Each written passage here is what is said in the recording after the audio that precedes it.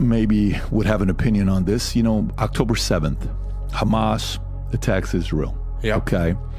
They come in, stories, turns into this war that's been going on since then. You're seeing naked girls in streets wearing a shirt says pro-Gaza or free Palestine. And they're saying for Palestine. Where do you stand with the whole Israel-Palestine war and the stories that we keep hearing about? A thug is a thug. I don't care if they're Hezbollah, Hamas, Israeli, Palestinian, American. A thug is a thug. And Jesus Christ calls us to be peacemakers. That does not mean that we put down our arms, not support American troops killing people in order to keep gas prices low at the pump.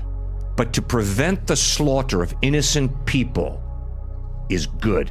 Really, really good. And it's not murder, it's killing motivated to protect the innocent from being slaughtered. When it comes to Israel, Palestine, Hezbollah, Hamas, Ukraine, Russia, China, North Korea, a thug is a thug.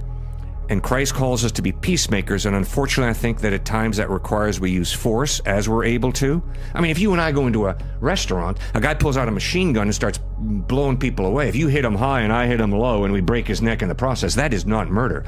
That is killing, motivated by a drive to preserve the innocent from being slaughtered. And I would argue that that is just.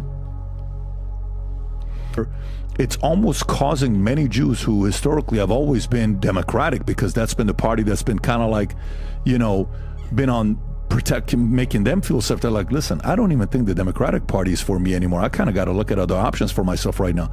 We've never gone through that before. What do you think about this movement that's happened specifically the last 7-8 months? I have to be very careful, Patrick, because I have not thought it through well enough. But that's why I answered you the way I did at first. A thug is a thug. I don't care if they're Jew, Arab, Hamas, Hezbollah, American. You know, during the Civil War, a minister came up to Abraham Lincoln and said, President Lincoln, let's pray that God is on our side in this horrible conflict. And I love Abraham Lincoln. He looks the minister in the face and he says, no, we're not going to pray that God is on our side.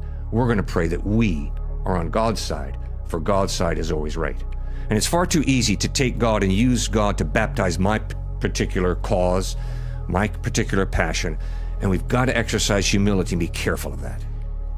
Very well put. We got to make sure that God's on our side, but the fact that we are on God's side, that's pretty wild.